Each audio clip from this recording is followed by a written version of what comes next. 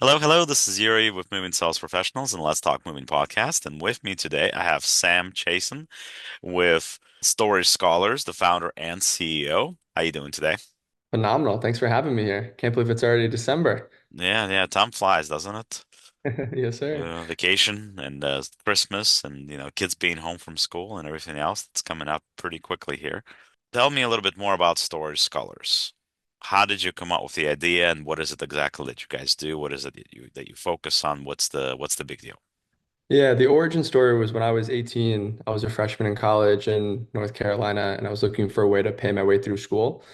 So had a couple international hallmates. One was from China, one was from Ethiopia, and they kind of looked at me as like their resident American friend. And they're like, "Hey Sam, we took a flight here. We brought our two big check bags, but like we bought a bunch of other stuff while we were in the US, a bike, a mattress topper, some plastic bins." They're like, "What the heck do we do with this at the end of the semester when we go back home for the summer?" So I don't know. I'm from New York. It's a 10-hour drive for me too, so we're gonna have to figure this out. But ended up printing out a ream of flyers in the library, went door to door, spoke to every single student on campus, and basically we were selling, which was like a pickup and delivery summer storage service. So we would provide students with boxes, tape, bubble wrap, labels, like anything they needed to pack up their stuff.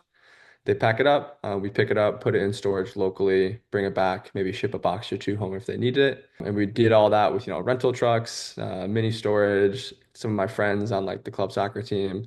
And the first year we serviced 64 customers, had $18,000 in revenue. I was like, okay, like maybe this is a serious opportunity. So we've been growing ever since then for about the past 8.5, almost 9 years.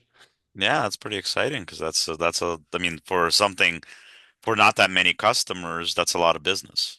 Funny enough, actually, the first customer I ever went into, he was some like sophomore fraternity kid. I walk in the room, the place is a mess.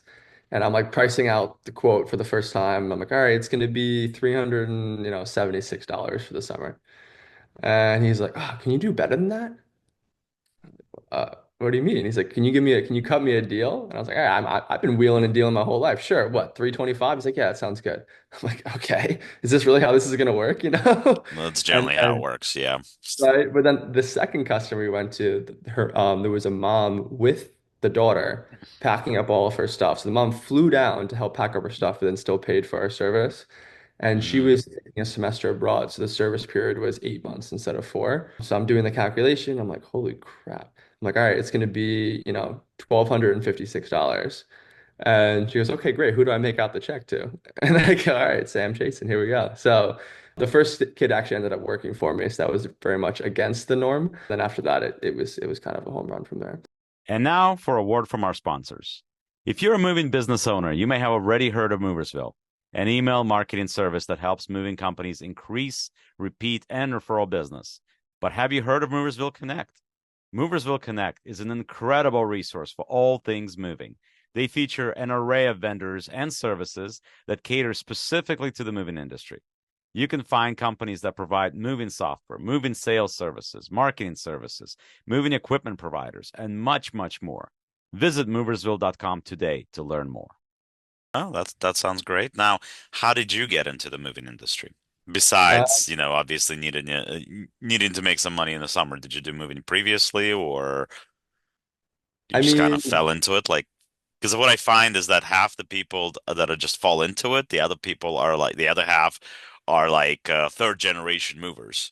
I would say probably more so fell into it. My grandfather was an antique dealer on the side. So like he had his like Chevy van and he'd load up like dressers and stuff like that and go sell it at flea markets. And I mean, I went to like one or two shows with him, but he definitely wasn't like a mover. So for me, it was more so going to like an institution in which people that were like the word entrepreneurship was still pretty new, like people that were starting businesses, so to speak. It was more like, I'm gonna write up a business plan and then we're gonna like create this app and then we're gonna get 500 users on it and then we're gonna submit it for a school project. And I was like, I don't really care about that. Like we need to make money today and how do we do that? And You realize that that's how Elon Musk makes his money, right? He basically well, hired a bunch of college kids that basically did summer projects, and then he basically made money out of those projects. I didn't know that.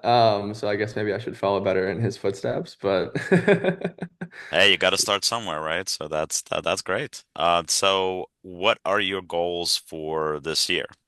well, 2025, next year, I guess. This past year, 2024, I mean, we've been pretty much doubling every year since inception. So we were on 151 college campuses across like 31 states. At this point, it's not like there's an unlimited amount of schools, right, for a service that we offer. Right. It's more of a Right. niche to high out of state, high international, relatively like high wealth index. And also for right now, it's like high density of people that live on campus because if you live on campus, then you have more like an 8 to 9 month lease and you have to move your stuff out. Hmm. Versus if you live off campus, you might just, leave your stuff in your basement or something like that over the Right. summer. So for us, we'll slow down the expansion in terms of number of campuses and go a lot deeper at the university. So we'll probably go to around 200, like add another 50. But then we added this past year like a ship to school. So this was increasing the customer life cycle for students coming to school, high school seniors, Hmm. where they're shipping their stuff over the summer and then we have it ready and waiting on their bed when they arrive for the first time on campus. But now Hmm. this coming year, really more so having a service offering for more point-to-point moving for an off-campus market, right? So a lot of off-campus students that live in apartments, there's more so like a maybe a day or a 2 week gap in between leases. So we'll either do short-term storage or we'll just kind of move it direct one room to the other. And then also kind of helping them graduate when they move on to their first job, more traditional, hey, we're going to ship your stuff to your first job, that kind of thing. So the Okay. goal is really to increase the customer life cycle and kind of get more out of the current campuses and the current students we're already working with. Does your company need more creative marketing and ad campaigns to improve traffic and organic leads? Well, Moving Sales Professionals has a solution for you. We have partnered with social media marketing agency that has over 300 million views on their ads and videos across social media, and they have generated over $35 million for their clients over the last 10 years alone. Their services include content creation, social media ads, pay-per-click campaigns, website and funnel development, Google Ads, email marketing campaigns, lead generation, and much, much more. For limited time only, they have discounted rates for their services. Sign up for a free consultation call with us via our Calendly link on our website or below this video. So sounds like it's you really you basically have a smaller amount per move, but the mass of it is what the bulk of it is what makes it make sense. Am I correct in that assumption? I believe so. So for us, right, like to do a one-off pickup or drop off for a Hmm. student, like Yeah. is not profitable. Like it's not good. Right. But for a lot of the times when we partner with the university, the students now, it used to be, they schedule pickup time, you come pick it up. But now a lot of the times they'll actually pack up their stuff, they'll snap photos, add it to their inventory online, and then they'll lock it in their room and go home. And then we come when all the students have left and we go room, we go building by building and we'll move out, 400 students in 24, 48 hours, right? So that, to your point, is kind of where you get the economies of scale and we're able to do, maybe $100,000 worth of pickups in 2 days. But if you spread that out over the course of two Right. months, like it wouldn't be very profitable. Right. Right. But yeah, but I mean you're talking about bulk because you're basically the Costco of moving, so to speak. Maybe don't tell our customers that, We won't. but I won't. Don't worry. I don't think too I many of them prefer would like, listen to this, but but I think it's a neat thing because it's kind of the same thing that I talk to moving companies about all the time about specifically if you're gonna do you don't necessarily need to shut down small moves when people are looking to move one item, right? Just basically set aside one day a week or maybe one day every 2 weeks where you can do these small moves that are $200, $300 maybe a mhm. piece, right? And have a bunch of them at the same time. So if you have like two, three, four of them, then it makes sense. Same thing with what you're doing. If you knock out that much business in like 48-hour time frame or whatever, 3 days, it makes sense for you. If you do it on the spread out thing, it's not make sense for you because like, if you have to send out guys to do a $200 job, you're going to pay the guys at $200 right there. That's it. You make nothing. Versus Yeah. spending, let's say, that same 200 moves. Let's say you have 10 of them, you know, and the guys work and get it done in 2 hours. You pay him $200 for example. Well, for some, for example, right? You pay him $200, but you're making $200 a move. You got, 100 of them, for example, or whatever. 100%, because we'll have the density upon pickup and drop off in the spring and in the fall. but then you still, of course, have like the classic like 80/20 principle of people that need some of their stuff moved throughout the summer, or I forgot a passport in my box and I needed to go to Europe and they need that. So we used to Oh still yeah. do moves every day throughout the summer, and it was like kind of a pain. So to your point, we this year niched down and said, hey, we're gonna do these like special, we call them like special pickup and special drop-offs. We do them on Tuesdays and Fridays. So we can kind of consolidate them together and then roll people Right. out, Right. condense it. Because then it makes sense because if you put a bunch of them together, you're not, it's not the same thing as you're charging or you're paying your guys for 2 hours of labor. You're paying them a set amount for that day if you're talking about specifically your crew or what you're paying, Yep, right? So something like that makes sense where you're still making money and it's the bulk. It's the bulk of it that makes sense. 100%. Absolutely. Now, you don't have, I mean, I don't know, maybe you do, but I this is the first time I've heard of this kind of a platform or this kind of setup. So, do you have any Hmm. competitors that are out there? Yeah, there's definitely competitors. I mean, I would say the most like widely known one would be U-Haul. So Hmm. U-Haul has a division, they've had it for 30 years probably, or maybe even 35 since the 90s. But for them, and for a lot of these companies, you have plenty of small copycats, right? College Right. students that start their businesses, but it doesn't really pan out. But most of the time, it's companies like U-Haul or something like Pods or something like that, for example, that have these divisions that are essentially like a marketing arm for them to capture the 18 to 20 or 1-year-old customer. And Hmm. they're a loss leader, right? So it's actually, unfortunately, kind of tough to compete with them because they're charging like half the price and their storage is, they have the assets of storage and the Well, yeah, trucks. they have Um, massive storage facilities. Yeah, so when we compete kind of head to head over the course of years on like a contract with the school, oftentimes we'll win, but there's certain schools that they've been partnered with for 20 years, right? Or certain schools are like, I don't really care the service, I just need to have the lowest possible price. So those Right. ones we're never really going to win on. But it's a slightly different service, right? Because Right. it's a more decentralized model where, they're using their hire helper labor crews and they're dispatching people out. It's not really the same high touch level of customer service and quality of service. Okay, so that would be your focus, the high level of customer service.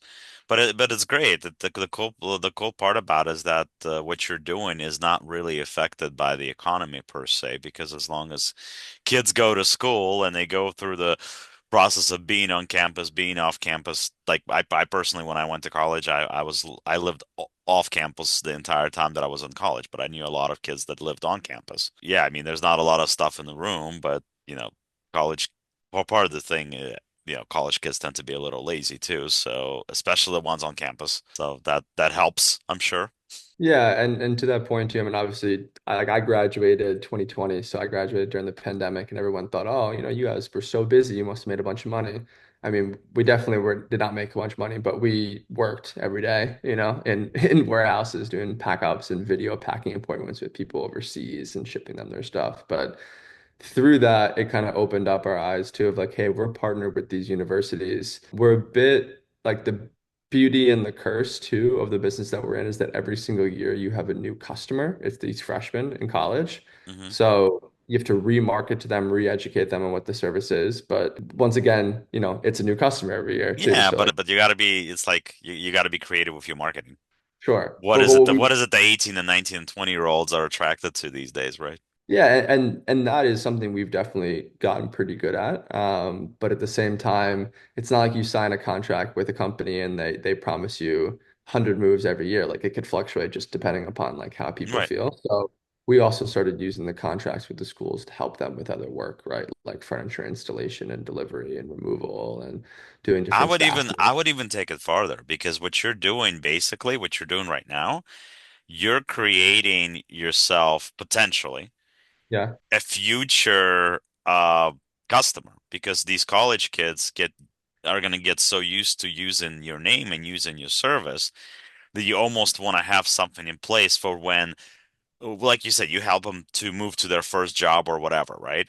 So if you have ability to help them in wherever it is that they go, you almost want to open up an actual moving division, I think. I mean, I don't know if that's something that you thought about, but like because you're building yourself a market of kids that are at this age that are 18, 19 years old, once they graduate, they move to a big city, they start families, they move to big houses.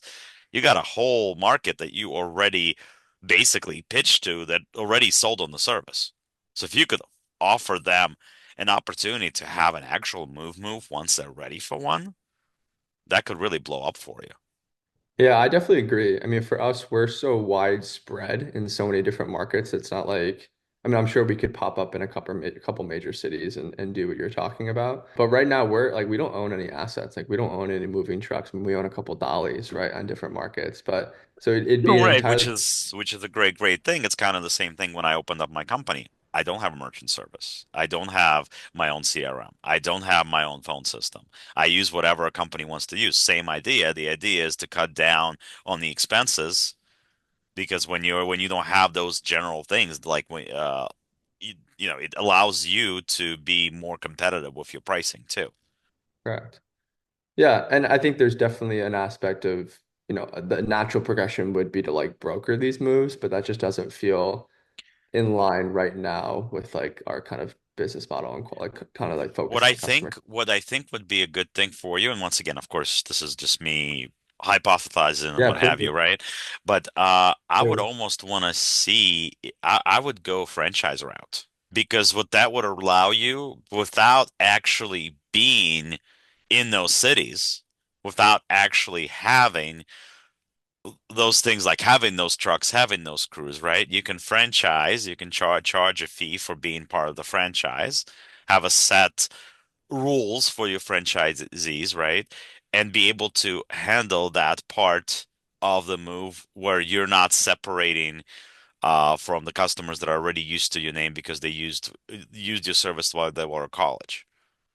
Mm. I would go that route because that would be something that would make the companies in those cities that would partner up with you that would make them happy because they would get them, you know, almost automatic moves to a degree, right? Because they were already used to your service. So it would be if these people that are moving to these towns, if they knew that you were also available to handle their local moving, they would probably not even look for anybody else because they're already used to the service, especially if they used you more than once.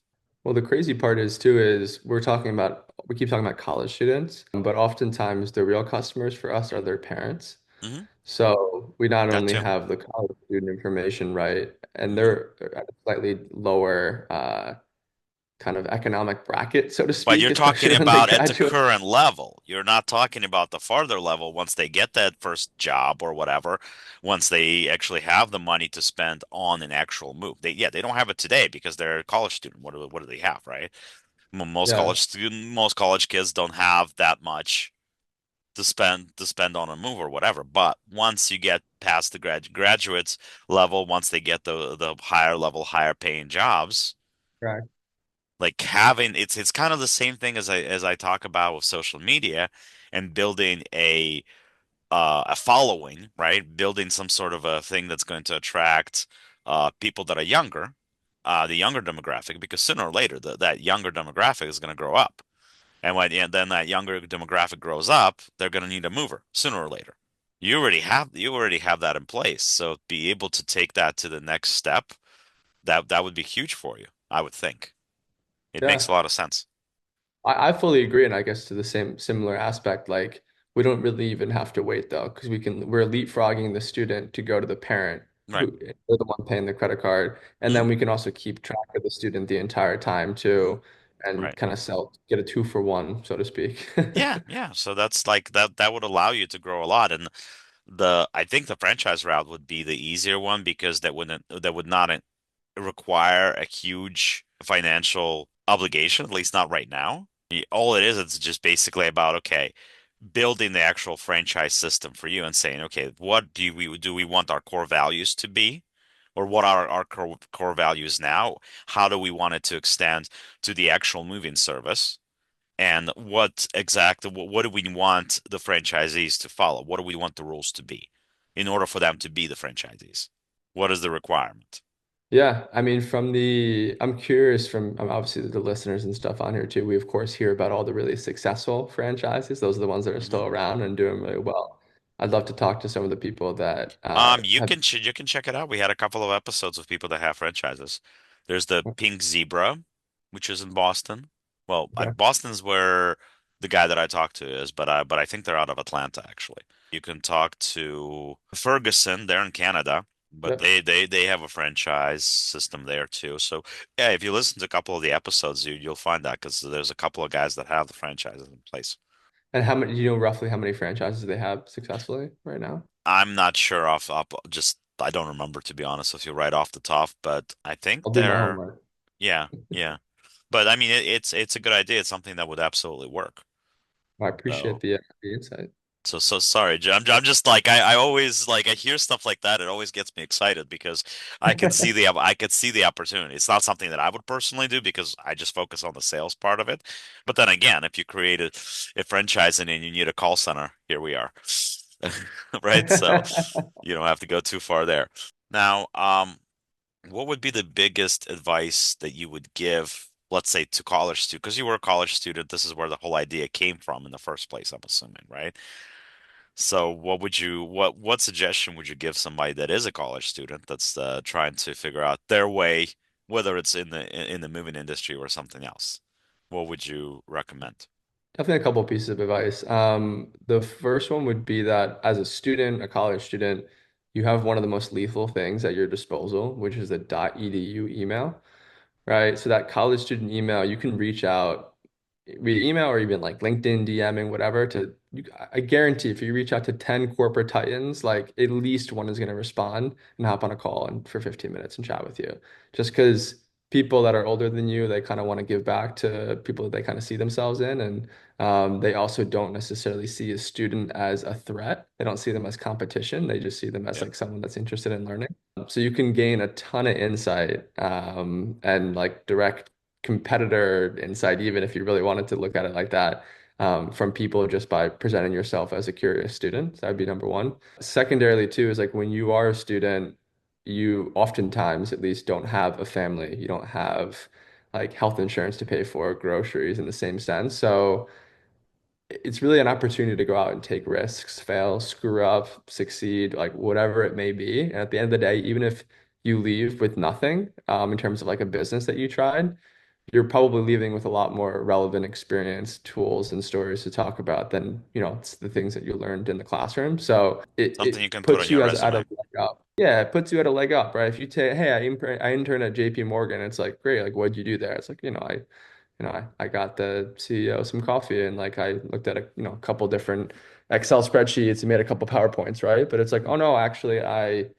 started a, financial services company for, I'm making this up, right, for college students, Right. and we failed miserably, right? But I had 500 customers on the platform, like, I was taking sales calls, customer service calls, like you kind of start ripping through it. It's like that's way more impressive than a flashy internship, so to speak. So I just encourage people to have a bias towards action, right? Like everybody always wants to talk about cool things. Oh, if only I had this, or if only, I had $1 million to start this. Like, who cares? Like, just make your first call, go talk to your first customer, go knock on a door, and just kind of figure it out from there. Yeah, what you find once you actually have your own business is that it doesn't necessarily take a lot of money to start something. It's more about keeping it consistent and keeping it viable when you actually create it in the first place. I fully agree. I mean, anyone, I have a few friends actually, like, two of them sold their company last week, which was awesome. But if you look at it looks, oh wow, like they sold it, it's amazing. Like I wish I had a business, set it up. It's like you realize they've been running it for 16 years since college, right? Like, Right. anyone that I know that's relatively like very successful, minus a couple like crypto cowboys like here and there, they've been running their business for at least a decade, right? So and running it day in and day out. Like Yeah, day-to-day entrepreneurship. operations, you definitely learn a lot. You make mistakes, we all do, but Yeah, hopefully you learn from them because if you don't, that's painful. 100%. So bias, But but yeah, like you said, consistency and action oriented people yeah, will always succeed. Well, Sam, thank you very much for joining us. This has been fun. A lot of interesting information, interesting concept in general. And once again, thank you very much for joining us. And like I always say, the world moves on its own, so let the professionals move yours for you. Thank you very much for joining us, and we'll talk again soon.